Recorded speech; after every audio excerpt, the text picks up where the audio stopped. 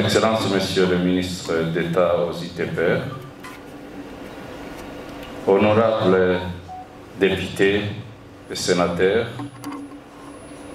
Monsieur le vice-président de la République honoraire, Mesdames et Messieurs, tout protocole observé. C'est pour nous le joie de vous accueillir dans cette salle pour la énième fois, en vue de commémorer la mort de Major Kamiso. Nous avons un sentiment partagé. À la fois, nous avons le sentiment de tristesse, de chagrin, de désolation, mais nous avons aussi le sentiment de joie par le fait de vous voir venir nous consoler, partager cette tristesse avec nous. C'est dans ce cadre-là que nous vous accueillons. Soyez les bienvenus dans le temps que nous allons partager ici. Notre cérémonie comporte deux parties et nous allons, pour les deux parties, essayer d'être brefs. La première partie, c'est le culte. La deuxième partie, c'est le mot des circonstances de la communauté et quelques intervenants. Nous allons demander au couple de nous animer un morceau avant d'écouter celui qui va nous partager la parole. Et cette fois-là, nous vous demandons de participer. Nous sommes tous des chrétiens. Participons, adorons Dieu, louer Dieu, parce que telle est sa volonté pour nous. Et avec lui, tu réussiras. Et avec lui, tu réussiras. Et avec lui, tu réussiras. Alléluia, alléluia. Oh, il m'a sauvé, il m'a sauvé, il m'a sauvé. Il m'a sauvé, alléluia, oh il m'a sauvé, alléluia, oh il m'a choisi, il m'a choisi, il m'a choisi, il m'a choisi, il m'a choisi, alléluia. Alléluia. Oh, nous t'acclamons.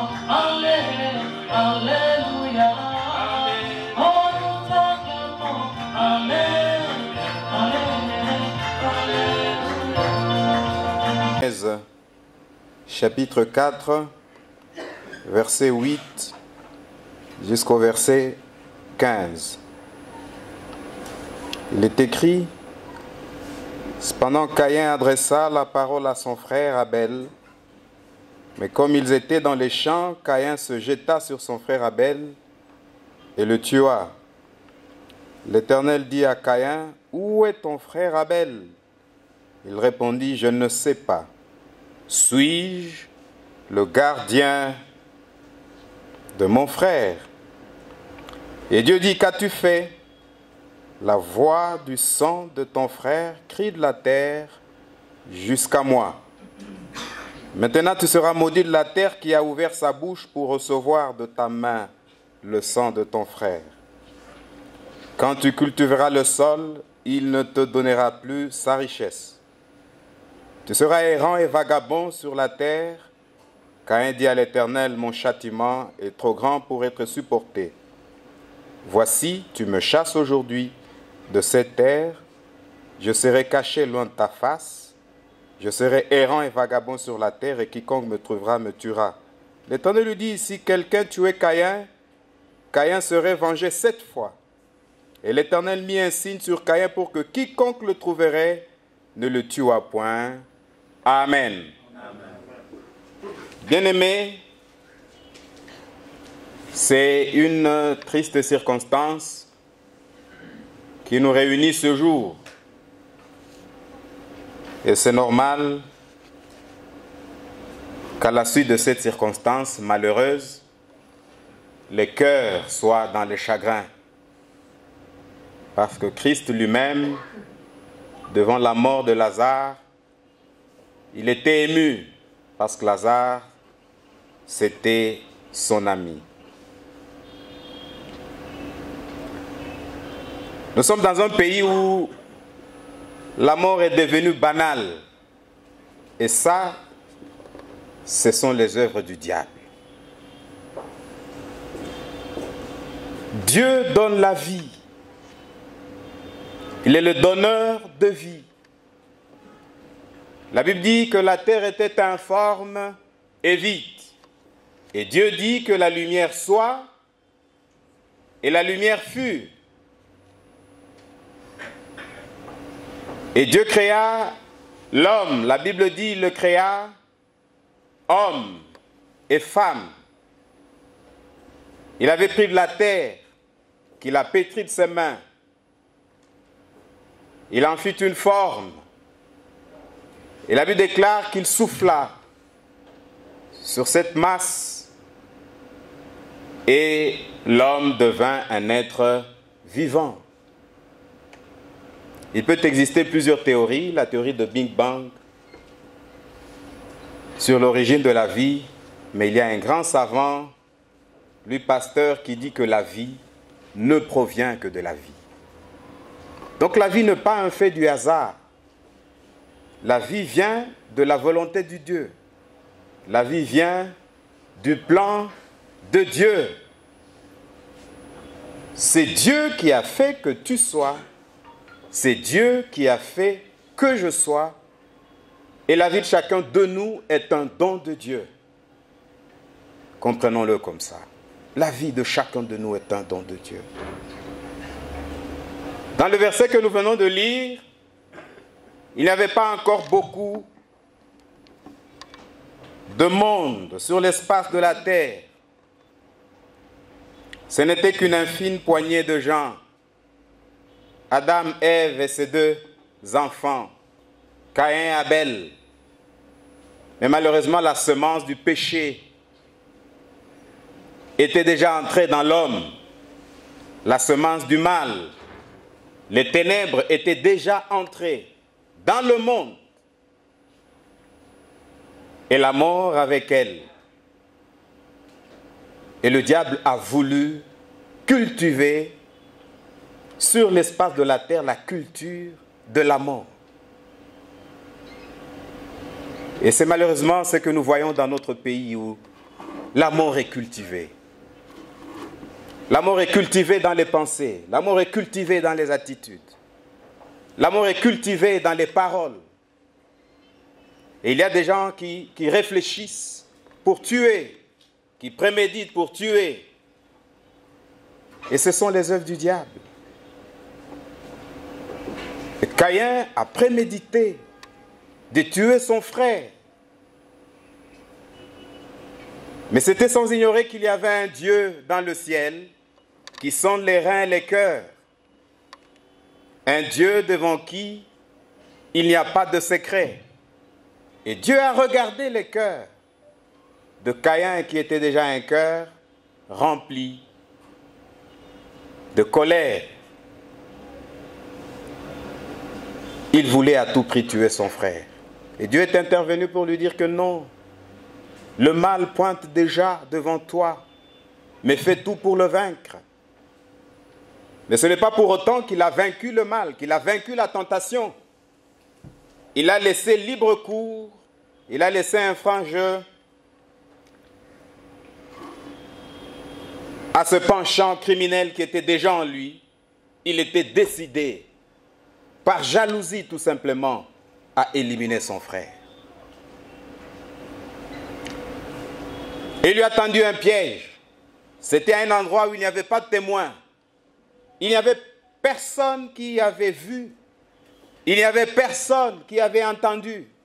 Il n'était que deux, sans témoins, comme on dit, ni oculaires, ni auriculaire, personne n'a vu, personne n'a entendu.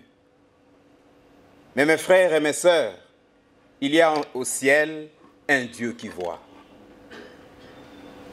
Il y a au ciel un Dieu devant qui il n'y a pas de secret. Ce que nous pouvons penser dans nos cœurs, ce que nous pouvons planifier pour exécuter, Dieu le voit. Et nous ne pouvons rien lui cacher. Abel est tombé dans un champ. Apparemment, la seule personne qui avait assisté à la scène, c'était le meurtrier lui-même. Mais Dieu intervient. Il dit à Caïn, où est ton frère? Mes frères et mes sœurs, cette interrogation doit être la nôtre tous les jours de notre vie. Faire grâce à chacun de nous, que la paix puisse habiter les cœurs, que la paix puisse habiter les pensées, et que chacun de nous qu'il sache, contrairement à ce que pensait Caïn, qu'il est le gardien de son frère. Que Dieu nous bénisse, dans le nom puissant du Seigneur Jésus. Amen. Merci, pasteur, pour le message de consolation que vous venez de donner. Oui, il est vrai que sur cette terre, nous avons diverses relations. Il y en a des chefs, il y a des subalternes, il y a des parents, il y a des enfants, il y a des voisins, il y en a même qui s'appellent des ennemis. Mais Dieu a dit à Caïn, où est ton frère? Donc pour Dieu le Créateur, nous sommes des frères. Les jours où un Moubembe va considérer Munyamulenge comme son frère, ou un Mouflero va considérer Munyindo comme son frère, les jours où les Adef Nalu vont considérer des Bandande comme leurs frères, je crois que ce jour-là, il n'y aura plus la guerre. Que Dieu nous donne ce cœur de considérer celui qui est à côté de toi, ton voisin, comme ton frère. Oui, nous voulons passer à la deuxième partie. Nous demandons à M. Cédric de venir nous présenter celui qui nous a laissé. Bon après-midi à tous. Il m'a été demandé de lire l'autobiographie de notre frère Joseph Kaminzobe, qui a été assassiné le 9 décembre 2021 à Lueba, dans le territoire d'Uvira, dans la province du Sud Kivu, dans le territoire de Fizi. Il est pratiquement difficile de décrire la vie d'une grande personne comme le major Joseph, mais quand même, nous l'avons résumé dans quelques points ou lignes qui suivent. À ce qui concerne son identité, le Dékouyou s'appelait Joseph Rugenerwa Kaminzobe, né à Kawela, Minembwe, dans le territoire de Fizi, le 5 juillet 1975. Il était fils de Ndakanikwa Gatambara Zabilon et de Nangamisha Abia. À ce qui concerne l'état civil du défunt, le défunt était marié à Madame Solange Nyiramatungo, et de cette union, ils ont eu un seul enfant. À ce qui concerne les études, le fait major Kaminzobe a fait l'école primaire à Kawela, c'est dans le territoire de Fizi, dans la province du Sud Kivu. L'école secondaire à l'Institut Malango 2, toujours dans la même province, même territoire. Les circonstances ne l'ont pas permis de faire les études universitaires. C'est ainsi qu'il a embrassé la carrière de l'armée. Il est entré au service de l'armée nationale en 1995. Il a gravi les échelons suivants. Chef de section, chef de peloton, commandant de compagnie, commandant bataillon, TD du sous-secteur opérationnel de Fizi, où il était en fonction jusqu'à sa mort. La vie spirituelle du défunt, le major Joseph a été baptisé au sein de l'église protestante, précisément dans la 37e KDC, centre de Rougabano, en 1992. Il était un chantre dans l'église pendant sa jeunesse. Il était aussi intercesseur pendant sa vie. Il était très généreux. Il assistait beaucoup de personnes sans distinction de tribu. Il s'acquittait régulièrement de sa dîme et offrandes. À ce qui concerne les circonstances qui entourent la mort du défunt, il est très difficile de les décrire aussi. Comme je venais de le dire, le major Joseph Kaminzoé assumait la fonction de TD dans le sous-secteur de Fizi, qui était dirigé par le colonel Gilbert, qui aussi est décédé quelques jours après le décès de son TD. Paix à son âme. Le TD Joseph était choisi parmi les 3 militaires qui devraient accompagner leur chef à Bukavu pour les soins. Arrivé à Lueba, à quelques kilomètres de Baraka, il a été soutiré parmi ses collègues, lynché et directement brûlé vif et cannibalisé. Les activistes des droits de l'homme et les autorités qui sont ici présentes doivent comprendre avec moi à quel niveau la haine et le tribalisme nous gangrènent. Ce drame s'est passé Coran Populo en pleine journée devant différents services, probablement les services militaires, la police et autres structures administratives de ce coin, sans que personne ne dise un mot. Major Kaminzoé, les tiens ne t'oublieront jamais. Oui, que ton âme repose en paix. Qu'il plaise à l'auguste assemblée de s'élever et d'observer 5 minutes ou 2 minutes en mémoire de l'illustre disparu.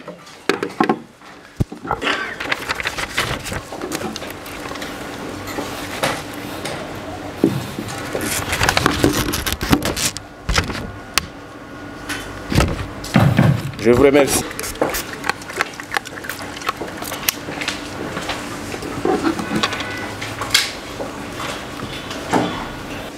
Et j'étais en train de penser, c'est quand on étudiait encore, je crois, les corps secondaires où on apprenait les cannibalistes, les cannibales, c'était de l'histoire. Mais ce qui s'est passé à Lueba, où les hommes se mettent à manger la chair d'un officier, c'est au-delà de ce que les gens peuvent penser. À présent, nous allons suivre M. Tadé pour un monde de circonstances de la communauté. Approchez.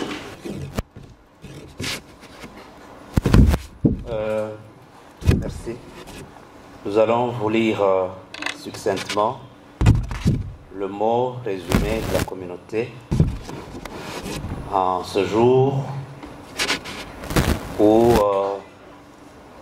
nous nous rappelons de l'un de nous qui nous a quittés dans des conditions telles qu'on vient de vous les décrire.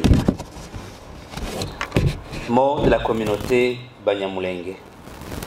Nous, membres de la communauté Banyamulenge, vivant à Kinshasa, venons par la présence porter à la connaissance de la communauté nationale et internationale notre désarroi sur un événement unique dans son genre qui a eu lieu le jeudi 9 décembre 2021 dans la cité de Lueba, groupement Bashimuniaka Nord, secteur de Tanganyika, territoire de Fizi au sud Kivu.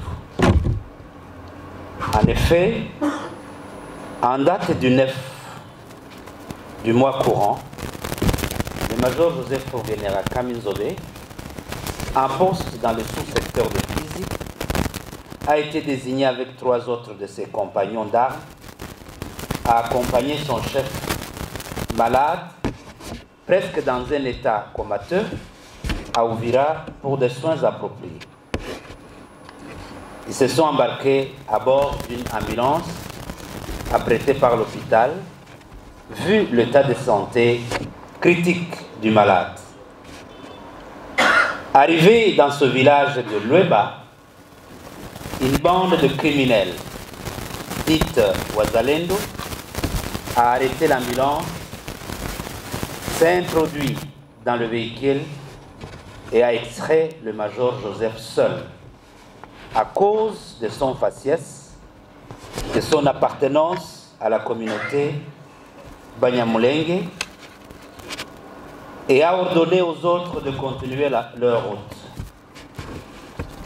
L'infortuné sera battu, assommé au coup de machette. Il nous a été rapporté qu'après ce forfait, les unités de la position de l'armée, qui se trouvent non loin du lieu de ce drame, se seraient rendues sur place après que le pire soit arrivé.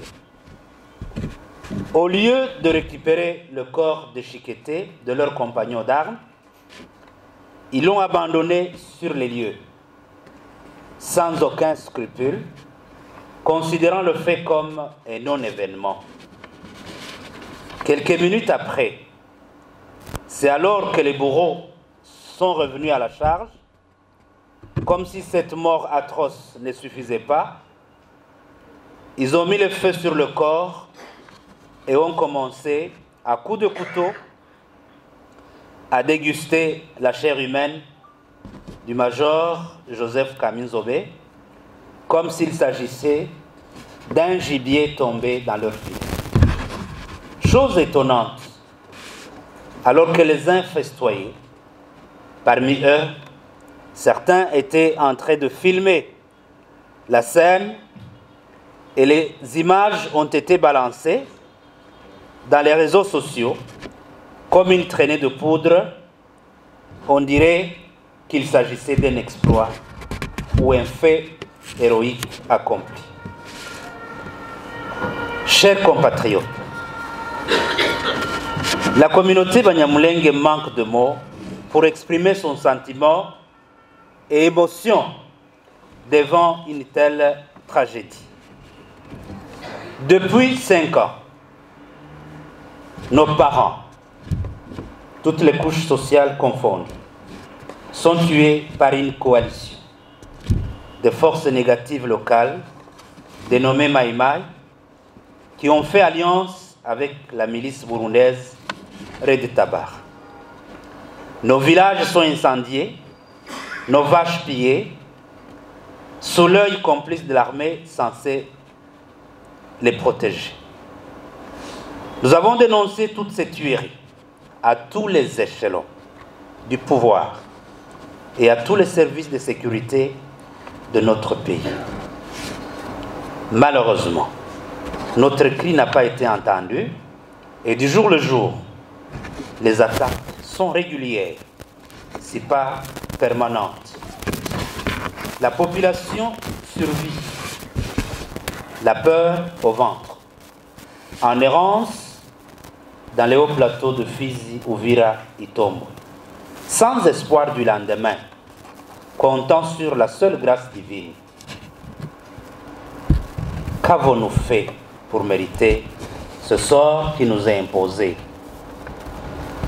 Quelle que soit cette situation innommable dans laquelle se trouve notre communauté, nos jeunes qui ont décidé de servir la patrie sous le drapeau sont restés loyaux et sont même déployés dans la plupart des coins chauds de la République où les ennemis de la paix sèment la désolation pour ramener la paix aux paisibles citoyens congolais, toutes tribus confondues sans exception.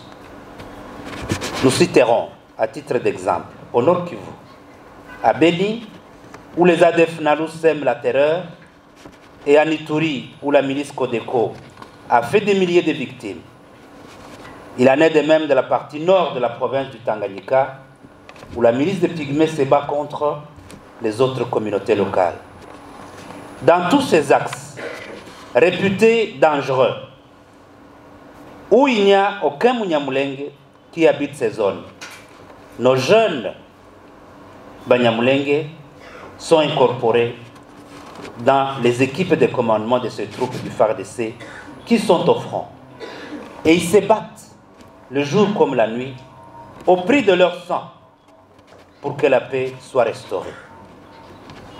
Quelle est leur déception aujourd'hui d'apprendre que leurs collègues, leurs frères, compagnons d'armes est extrait seul d'une ambulance à côté de ses collègues, mutilé, achevé au coup de machette, brûlé vif, éventré au tranchant de l'épée, et sa chair être servie pour la dégustation comme celle d'un sanglier ou d'une antilope.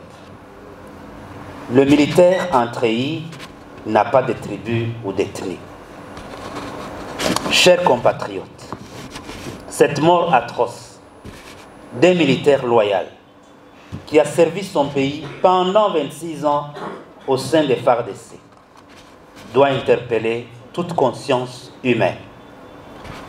Le pays entier devait s'arrêter une minute pour honorer la mémoire de ces héros qui ne méritaient pas cette mort, en route pour sauver la vie de son chef, dont la vie tenait sur le bout de fil suite à un AVC. Rappelons que la réglementation de l'ambulance les avait contraints de n'avoir aucune arme ni tenue militaire avec eux. Ils n'avaient donc aucune arme avec lui pour se défendre. Le major Joseph Kaminzobe ne méritait pas cette mort et ne s'y attendait pas. Il aurait préféré mourir au front, comme tout brave militaire.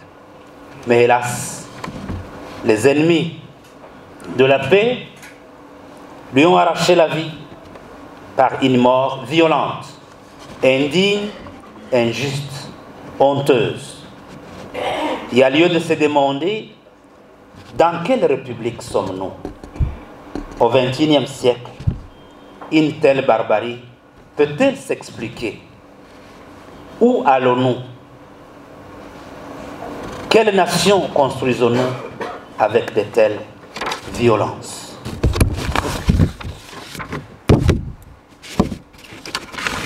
Chose étonnante, après ce drame, nous n'avons entendu aucune déclaration, ni de l'armée, ni du porte-parole de l'opération Sokola 2, qui est souvent dans les médias pour fixer l'opinion sur le déroulement des opérations. Chers compatriotes, c'est l'occasion pour nous de remercier tous ceux-là qui ont condamné cet acte odieux commis par ces malfrats. Vos messages de compassion balancés sur les réseaux sociaux nous sont allés tout droit au cœur. Nous citerons, à titre d'un échantillon, les Twitter du ministre des droits humains, du ministre de l'Information, de l'ambassadeur des États-Unis en RDC, des Human Rights, celui du conseiller spécial du chef de l'État, son Excellence Ngoudié, le message de l'honorable Norbert Katintima et tant d'autres, car la liste est longue. Vous avez fait votre devoir et c'est ça le comportement de tout humain épris de paix. Nous vous disons merci de tout cœur. Chers compatriotes, que pouvons-nous dire aujourd'hui? La communauté succinctement demande 3 choses. 1. Que des enquêtes soient menées pour établir les responsabilités et sanctionner de façon exemplaire, si possible publiquement, tous les auteurs de cet assassinat lâche. Que toutes les autorités administratives du lieu du meurtre et environ soient déférées devant la justice pour leur silence, si pas complicité dans cette tragédie. 3. Que le gouvernement, via ses services spécialisés, prenne cette affaire en main avec tous les sérieux, car toute distraction risque de nous replonger dans un cycle de violence et règlement des comptes aux conséquences incalculables. Qu'ensemble nous disions, plus jamais ça, sur toute l'étendue de la RDC. Nous vous remercions. Nous demandons à l'honorable Christian Roussise de donner un bref mot par rapport à la circonstance. Merci. Merci beaucoup pour la parole.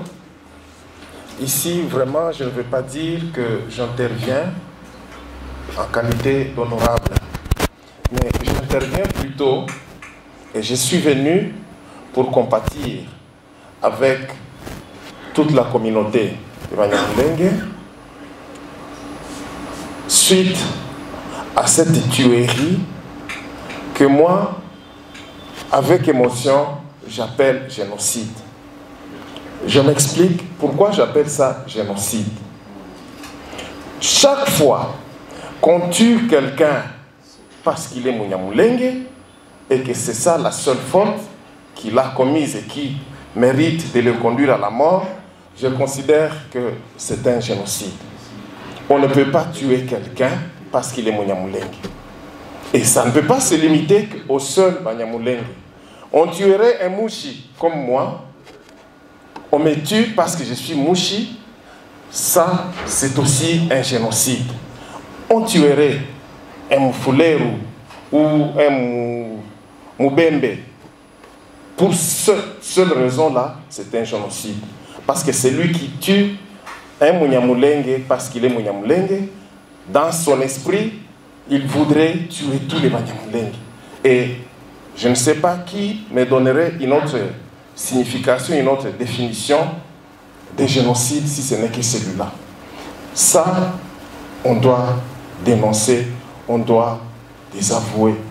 Parce que je me rappelle bien quand j'étais à l'université, il fut un moment donné où les étudiants s'étaient révoltés contre les recteurs.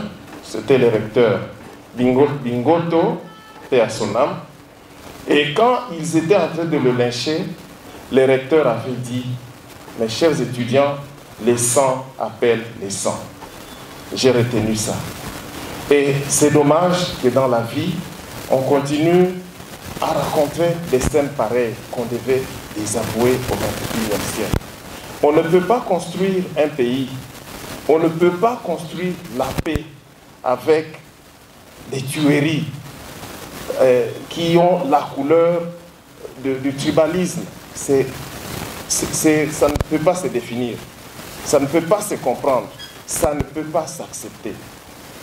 Le pasteur a dit que la mort, on prend la mort comme un fait banal. Moi je dis non, la mort effectivement c'est un fait banal, mais donner la mort intentionnellement, volontairement et considérer, prendre ça comme un fait banal, c'est ce qui est plus dangereux. Nous devons prêcher la paix. Nous devons aider tous nos membres de notre communauté, je parle de la communauté congolaise, à ne pas être un mauvais exemple aux yeux du monde entier. Ce n'est pas normal qu'on puisse s'entretuer de cette manière-là. Il faut que tous les bons esprits puissent s'arranger pour mettre fin à ce cycle-là. Merci beaucoup. Toutes mes condoléances à la famille du major Joseph Kaminzobe. Toutes mes condoléances à toute la communauté Banyamulenge et toutes mes condoléances à la nation congolaise parce que c'est elle qui a perdu et beaucoup plus notre armée. Je vous remercie. Merci beaucoup, honorable. Nous tendons vers la fin de notre cérémonie. Il nous reste des intervenants. Nous allons suivre les propos du vice-président honoraire, M. Azarias Rouderoa, et il sera suivi par le ministre d'État aux ITPR, Alexis Guissaro. Mais avant de leur passer la parole, il y a des gens qui ont été empêchés, notamment l'honorable Bashengezi Katindima. Il y a Dr Bizima Karaha qui sont empêchés. Présentement, nous allons laisser la parole au vice-président de la République honoraire pour son mot de circonstance.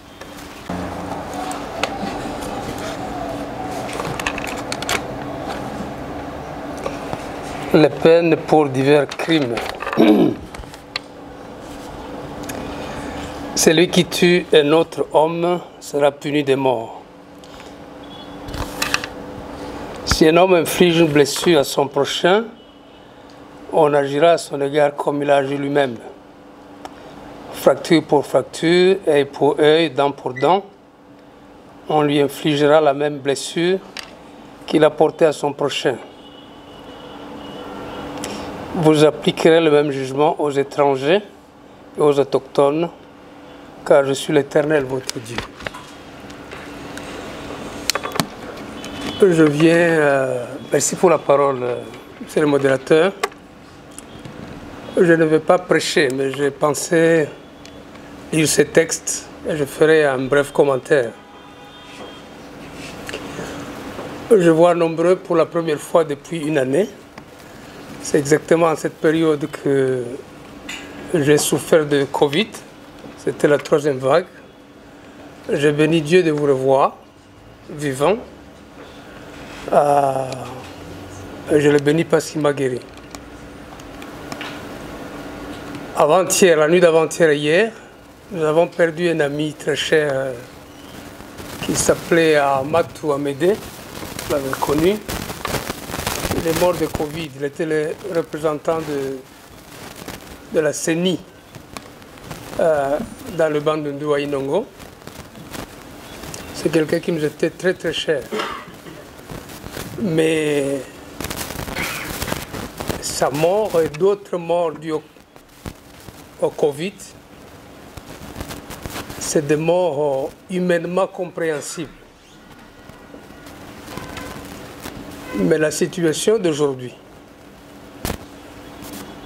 Excellence, Monsieur le ministre d'État,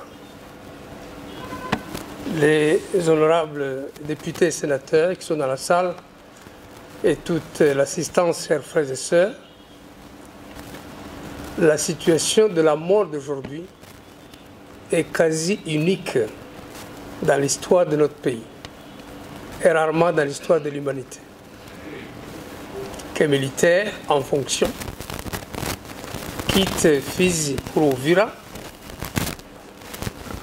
accompagnant son chef en mission de service donc, parce qu'il devait avoir une autre mission, et qu'il soit extrait du véhicule par le fait de son faciès Tutsi, par son appartenance à la communauté Banyamulenge, et qu'il soit frappé, lapidé, tué, assassiné donc, avec des actes d'anthropophagie. Je pense qu'on n'a pas deux cas dans l'histoire, de mémoire. Et c'est une consternation. Ceux qui m'ont précédé ont tout dit. Vous avez bien expliqué la situation. La gravité, c'est les actes posés au moment de le tuer. On pouvait l'extraire, tirer sur lui. L'événement n'aurait pas eu l'ampleur qu'il a aujourd'hui. Mais comme vous venez de le dire, honorable, ceux qui ont fait ça ont manifesté, traduit leur intention d'exterminer. En fait, c'est pour dire, à défaut de vous avoir tous ensemble pour vous tuer au même moment, nous nous exprimons sur ce corps ici, parce qu'il ne respirait plus. Voilà. Il y a certainement des complicités. Je ne pense pas que le jeune de l'Ouéba, un coin que je connais, ait été amené à les tuer de cette façon, de façon isolée. Il est fort à parier qu'il y a eu un concours d'événements en partant de là où ils ont quitté Fizi. Ils ne pouvaient pas savoir que dans le véhicule, une ambulance, il y aurait certainement un Munyamulenge dedans pour les piéger. Il doit y avoir eu des coups de fil en disant, lorsque le véhicule sera arrivé, ça sera probablement à telle heure, on connaît la distance, c'est un véhicule de telle forme, servez-vous de telle personne qui est habillée de telle manière, exécutez-les de la manière la plus méchante possible. J'ai parlé avec beaucoup d'autorités, des hautes autorités, même militaires, y compris le chef d'état-major général. Et dans nos échanges, j'avais insisté sur la nécessité d'avoir un procès immédiatement, parce qu'il n'y a pas pire flagrance que ça. Je dis, chef d'état-major général, c'est votre militaire qui vient d'être tué de façon la plus sanguinaire possible. On a mangé sa chair. Et ceux qui ont mangé sa chair l'ont reconnu, l'ont dit. Alors, au lieu d'envoyer l'enquête d'abord à Fizi pour détecter les complices éventuels ou les auteurs intellectuels des faits, organisez un procès sur place. Vous trouverez certainement, avec un peu plus de bonne volonté, des gens qui vont avouer qu'il y ait symboliquement un procès de flagrance. Malheureusement, le procès est attendu et quand il viendra, il ne sera plus de flagrance. Faut-il encore qu'il vienne un jour? Vous l'avez réclamé, nous le réclamons. On ne peut pas, dans un contexte moderne du XXIe siècle, où il y a les institutions étatiques qui fonctionnent, la justice militaire n'est pas un vrai mot, il y a des auditeurs, il y a des juges, laisser passer 2 semaines ou plus d'une semaine des faits de cette gravité sans qu'il y ait un jugement. La Bible reconnaît. J'ai beaucoup aimé votre prédication, frère pasteur. Et lorsque vous combinez la parole avec des citations de Cicéron, de Pascal ou de Rousseau, ça veut dire que sous le soleil, rien n'est nouveau. Mais la Bible institue la règle. C'est Dieu qui l'a dit. De la façon dont vous tuez quelqu'un, c'est de la même façon que vous devez tuer. Bien sûr, c'est dans l'Ancien Testament. Mais nos codes, parce que l'État est laïque. Nos codes pénaux, les codes pénaux que nous avons, le code pénal congolais, institue exactement la peine de mort, même s'il y a un moratoire pour le moment, mais elle est prononcée pour ceux qui assassinent ou commettent des meurtres. C'est notre loi. Quitte à demander pardon à Dieu ou à épuiser la peine, c'est autre chose. Mais Dieu l'a dit et c'est traduit dans nos lois. Il est donc important qu'il y ait ce procès. Le procès de l'histoire. Le procès pour honorer la mémoire de Joseph, du major Joseph. C'est aussi le procès contre l'injustice. Ça sera le procès contre la discrimination. C'est le procès contre la persécution d'une minorité, un peu comme s'il apportait en fait tout ce qu'on nous reproche, qui se résume à la façon dont Dieu nous a créés. C'est le seul péché. Le seul péché. La seule faute. La combinaison de tous les reproches qui nous sont faits, c'est de dire pourquoi Dieu vous a créé comme ça, vous devez le payer cher, et si on doit vous manger cru, on va le faire. Il nous faut un procès. Le procès de l'histoire.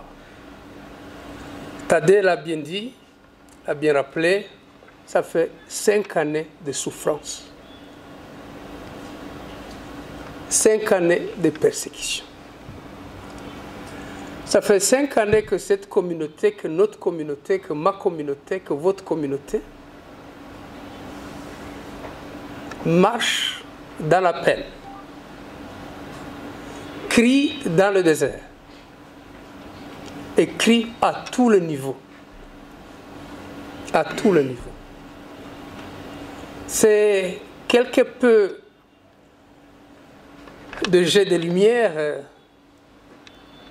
qui donne l'espérance ou l'espoir tout court. Comme ces 2 ministres qui ont fait ce communiqué. Qu'est-ce que ça veut dire au fond? J'ai vu l'honorable Loubaya le faire, Claudel. Très bien, au titre d'humain. Mais ça ne doit pas s'arrêter.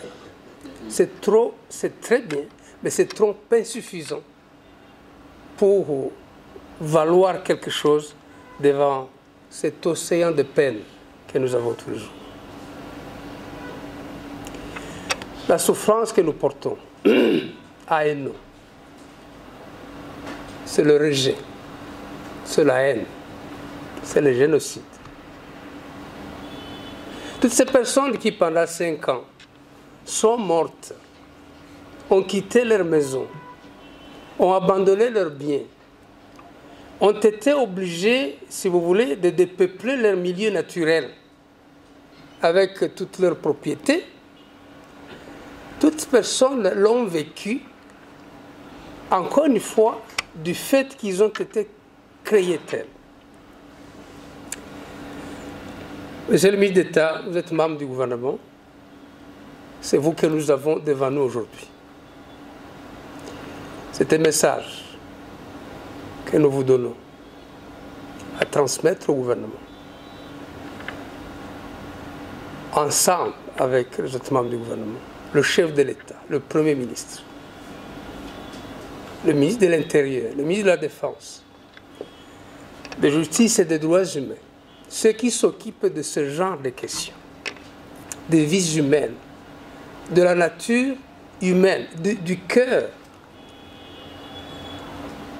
Dites-leur que nous avons aussi le sang, exactement comme le sang des autres Congolais. Le sang qui coule dans nos veines n'est pas jaune, il est le même. Peut-être qu'avec des mots aussi durs. Si vous dites, dans la cérémonie où on a été, on m'a demandé de vous rappeler qu'ils ont aussi le sang qui a la même couleur que vous. Peut-être que ça va parler, effectivement, plus que des discours. Parce que des discours, il y en a eu.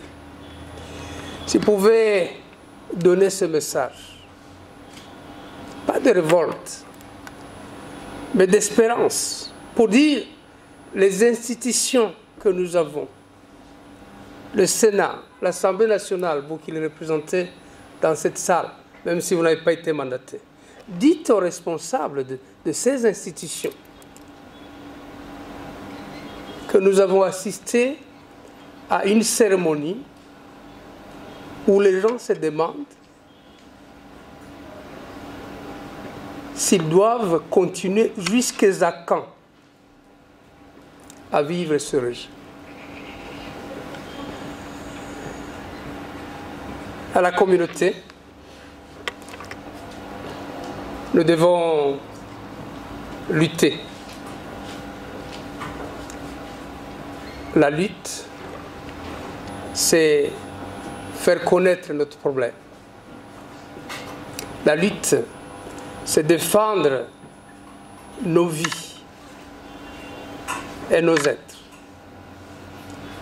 La lutte, c'est de réclamer nos droits. J'ai été parmi ceux qui ont inspiré, peut-être pas beaucoup, mais certainement, la Constitution actuelle.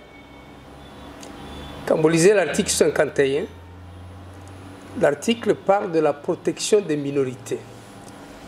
Il y a 2 articles dans la Constitution qui parlent de protection des minorités. C'est la première fois dans l'histoire de cette nation qu'il y ait des dispositions qui consacrent le droit à la protection des minorités. La première fois depuis 60. Lorsque ces dispositions ont été mises dans la Constitution, c'était dans l'intention, effectivement, que plus jamais une minorité, pas seulement Tutsi, Banyamulenge, ou quiconque, y compris les pygmées, ne subira pas, à cause de ce qu'elle est, à cause du nombre, ne subira pas le traitement inhumain et dégradant. Malheureusement, on nous a accoutumés à ça. Quand vous écoutez les réseaux sociaux, de l'intérieur ou de la diaspora, le drame c'est quoi? C'est que l'imaginaire collectif, de plus en plus, considère que agir comme ils agissent, haïr comme ça se traduit des discours de haine, ça mérite de trophées. Ça veut dire qu'on a fini par nous présenter comme la communauté ennemie dans la nation. Et quiconque nous fait du mal pense rendre service à la nation. Non, ce paradigme doit changer. Un humain reste un humain. Un être humain créé par Dieu reste un être humain. Si vous ne le vengez pas par la justice, le Dieu d'Abel va le venger. C'est aussi ça, la loi de Dieu. Soyez donc encouragés à savoir que ce qui nous arrive n'est pas acceptable, est indigne. Même les personnes les plus insoupçonnées aujourd'hui nous tiennent le front, méprisent, insultent avec beaucoup d'arrogance parce qu'ils pensent que définitivement ils ont pris les dessus sur d'autres humains. Mais l'histoire, c'est pas ça. L'histoire est faite des exceptions qui font que tant que Dieu est avec nous et tant que vous avez la volonté de vivre et de survivre, vous y arriverez. Et ça sera notre histoire. Nous ne sommes pas en train de périr tous. L'agenda est là, c'est vrai. Mais ce n'est pas ce qui va arriver. Nous ne sommes pas en train de disparaître, nous tous. Nous ne sommes pas en train d'évacuer les hauts plateaux et les moyens plateaux, tous. Il y a dans la Bible la notion du reste. Un reste. Avec ce reste, toujours grâce à notre nation, parce que nous n'avons pas 2 nations. Et c'est toute la problématique. On nous attribue d'autres nations. Non, solennellement, celle-ci est la seule qui est notre nation. Elle nous défendra. Et si elle ne le peut pas, Dieu nous défendra. Merci beaucoup. Merci beaucoup, Excellence, le vice-président honoraire, pour votre interpellation et pour le message d'encouragement à la communauté qui est abattie. Oui, la justice est à la nation ce qu'une âme pour un corps humain. Quand le corps est séparé d'une âme, on change les noms, on n'est plus un homme, on devient un cadavre. Nous avons besoin de cette justice, et si la justice des hommes ne vient pas, nous avons appris que Dieu venge, Dieu a sa justice. Nous allons suivre le dernier intervenant, Son Excellence le ministre d'État Ozzy Teper. À la prochaine.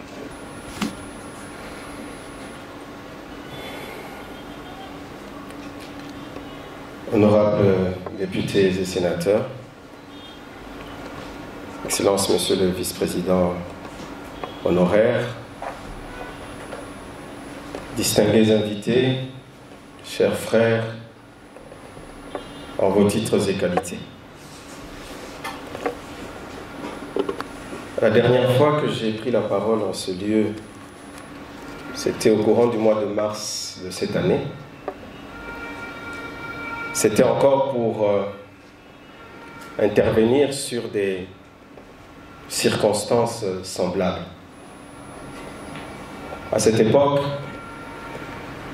nous venions commémorer le décès de la maman de Mokiza Charles. Je ne sais pas s'il est là. Je ne le vois pas. Des circonstances tout aussi atroces. À titre de rappel, cette maman, notre maman, lors d'une attaque, une fois de plus des ennemis de la paix, avait été brûlée vive dans sa case.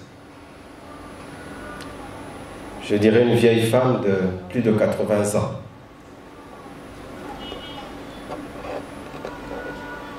Et aujourd'hui, nous revenons pour des circonstances comparables, mais avec un degré de gradation plus élevé encore.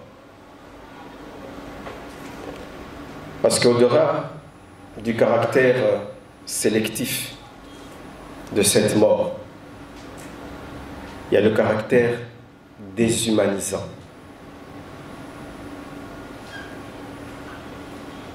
De la mort qu'a subi le feu-major Camille Zobé.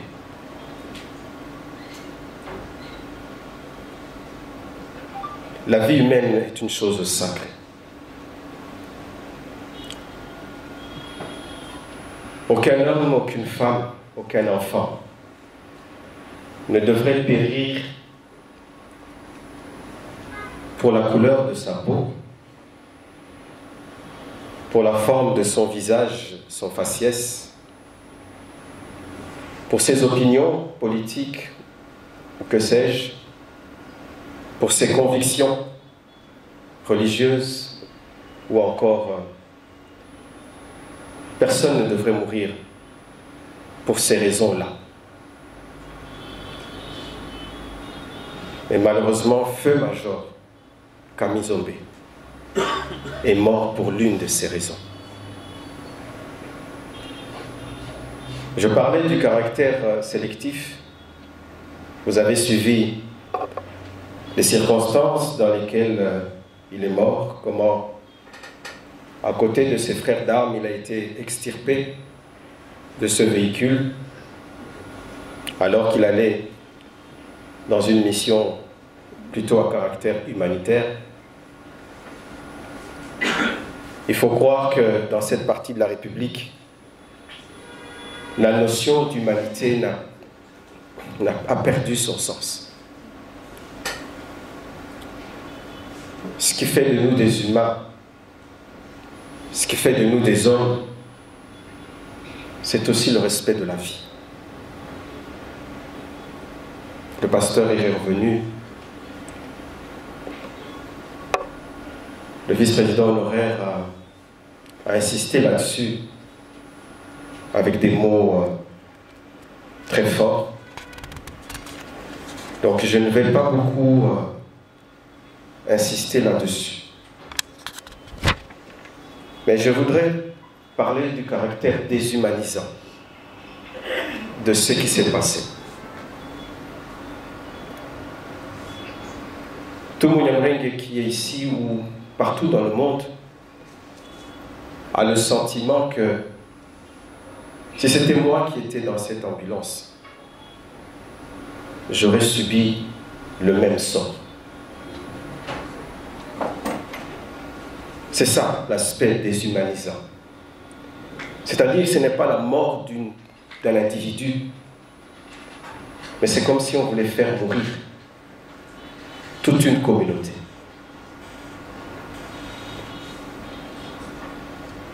Il a payé le prix à notre place. Pour nous qui sommes chrétiens, ça rappelle effectivement le sacrifice de notre Seigneur Jésus.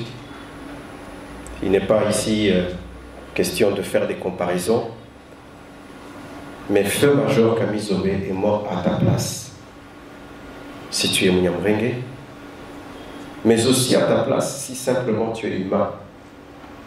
Tu devrais le vivre comme tel. Il n'est pas mort pour ce qu'il a fait, il est mort pour ce qu'il est. Ce n'est pas un crime crapuleux parce qu'on en voulait à son argent, mais c'est un crime lié à ce qu'il est. L'honorable a parlé de cela. Monsieur le vice-président honoraire en a parlé aussi. Et c'est difficile de prendre la parole sans y revenir d'une certaine façon. Mais on dit que ce sont des jeunes Wazalendo. Moi je considère que ce sont des jeunes désœuvrés, des jeunes ivres de haine ou je ne sais quoi d'autre, peut-être de breuvage et d'alcool. Mais ma question, mon interrogation, c'est de savoir, est-ce que c'est eux les vrais coupables? Est-ce que c'est eux les vrais coupables? Certes, ils ont été le bras armé qui a donné la mort. Mais les vrais coupables, ce sont ceux qui distillent tous ces discours qui sont devenus un peu trop faciles, qu'on laisse prospérer. Et ce de la part des hommes politiques, des leaders d'opinion, qui au vu et au su de tous tiennent des propos à caractère divisionniste, des propos d'intolérance, des propos de rejet, comme cela a été dit, au vu et au su de tous.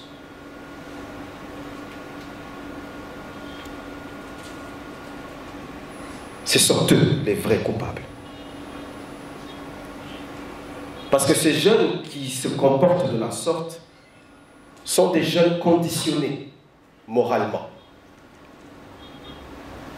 Ils ont leur part de responsabilité, certes, et ils doivent en subir les conséquences, mais ils sont conditionnés. Parce que cette histoire n'est pas une histoire qui date de longtemps. le caractère déshumanisant de ce qui s'est passé. Certes, il y a des guerres chez nous, on l'a évoqué ici. Certes, il y a des guerres dans les autres parties de notre pays, on l'a également évoqué. Mais je ne connais pas une autre partie du pays où des hommes politiques tiennent des propos pareils, en pointant du doigt des communautés tout entières, en disant c'est lui l'étranger, c'est lui. C'est une façon de jeter en pâture toute une communauté, en les rendant quasiment responsables des maux de ce pays.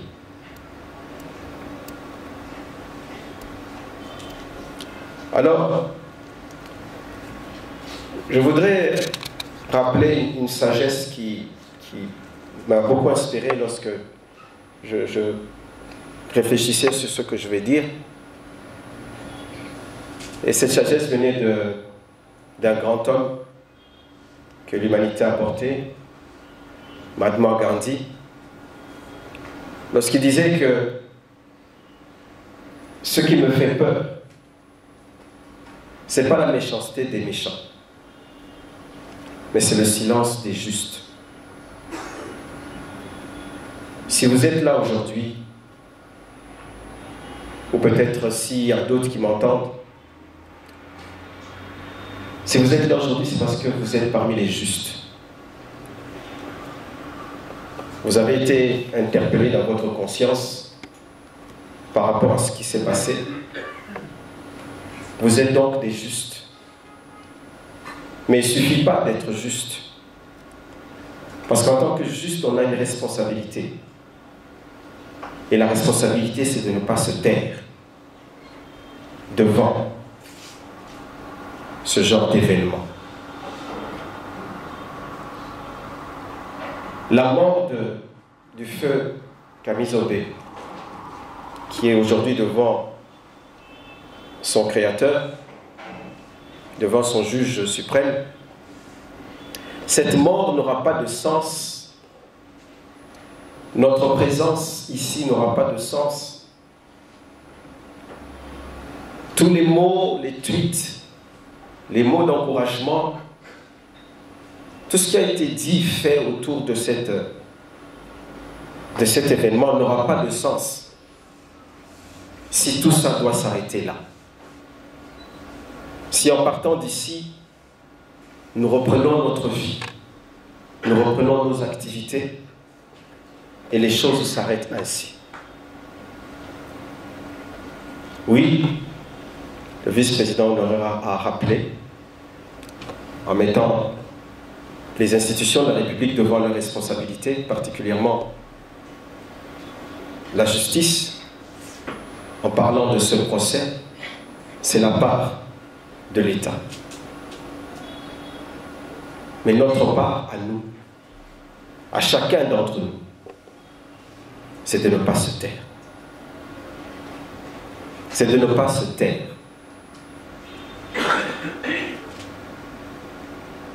Sinon, tout ceci n'a aucun sens. C'est de ne pas se taire devant les discours.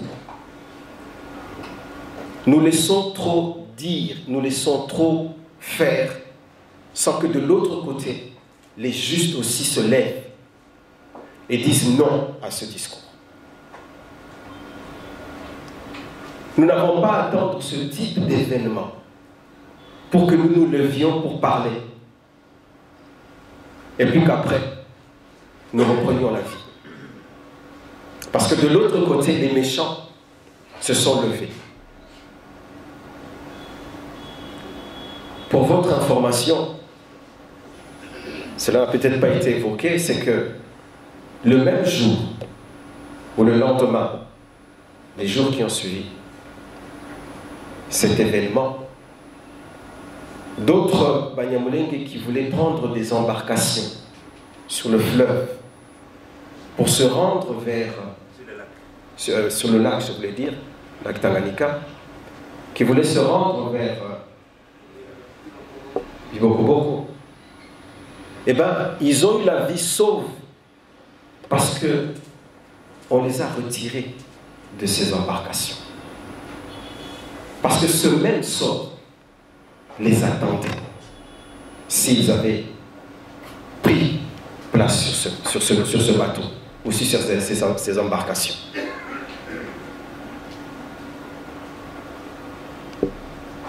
Ou alors,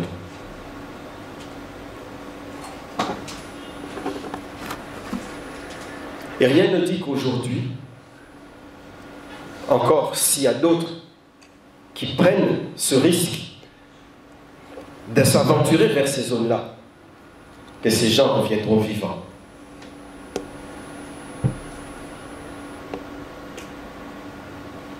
Alors ce que nous pouvons faire aujourd'hui, chers frères et sœurs, c'est de ne pas nous taire. C'est de ne pas laisser la parole aux méchants. Qu'ils ne monopolisent pas la parole.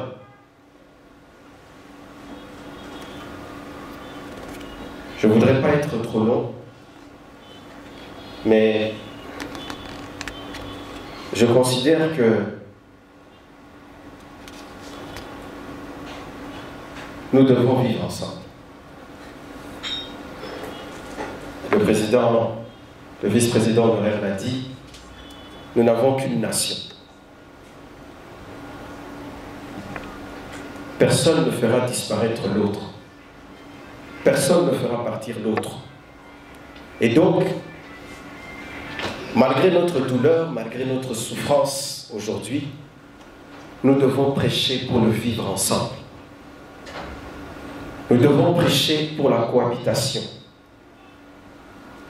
Quel que soit notre ressenti aujourd'hui. Parce que le cycle de la vengeance est un cycle sans fin. Il y a plus de force à donner de l'amour en réponse à la méchanceté que de répondre à la méchanceté par la méchanceté.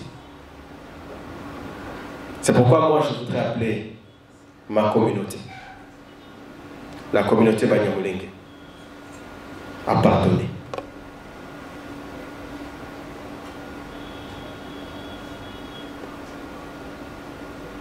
C'est dur,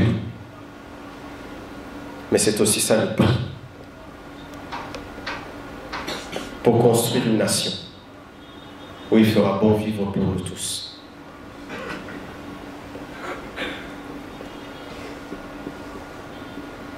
Pardonner. Nous ne sommes pas chrétiens de nom, nous sommes chrétiens parce que nous croyons en cette parole. La parole qui nous a été prêchée est une parole qui est assise sur l'amour.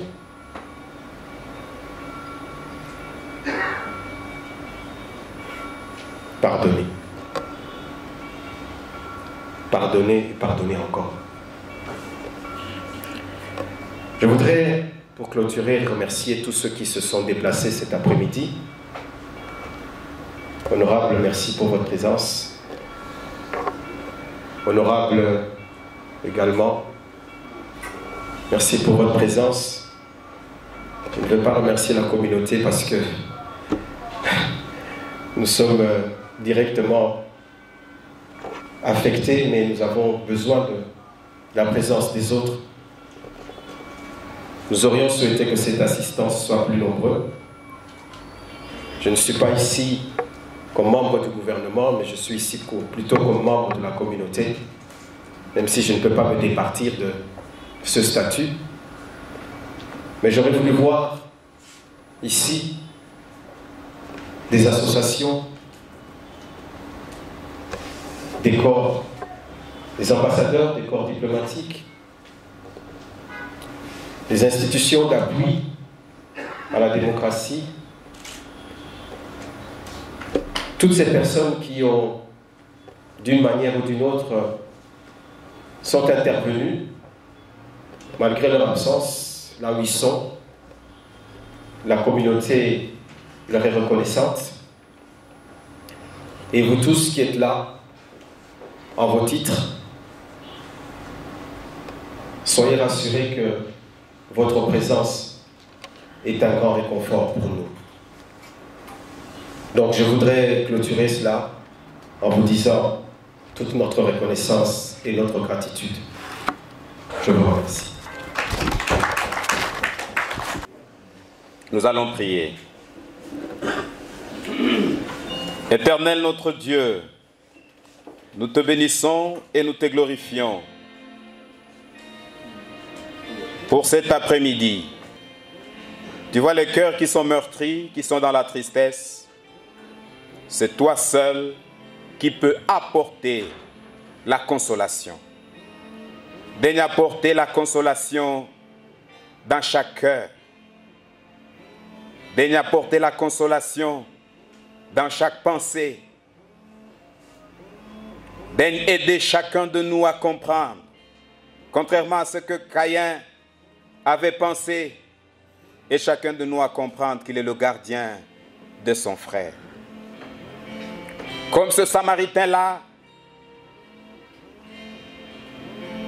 qui avait trouvé cet homme impotent sur la route, il a pris avec lui, il a pris soin de lui,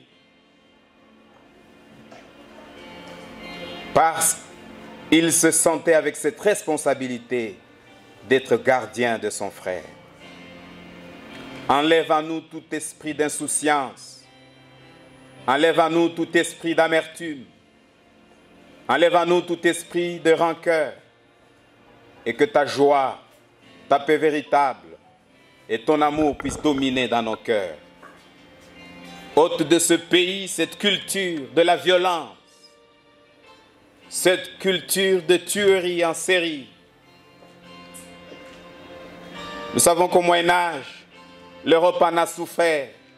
Elle a souffert de cette culture de la violence. Ce n'est plus le cas aujourd'hui.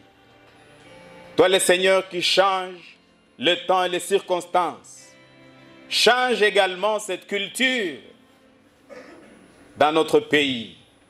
Apporte à ce pays cette culture de la paix, cette culture-là que tu as inaugurée sur la croix, où tu as dit: tout est accompli. Seigneur, que ta grâce soit sur chacun de nous. Au nom du Seigneur Jésus, nous avons ainsi prié. Amen.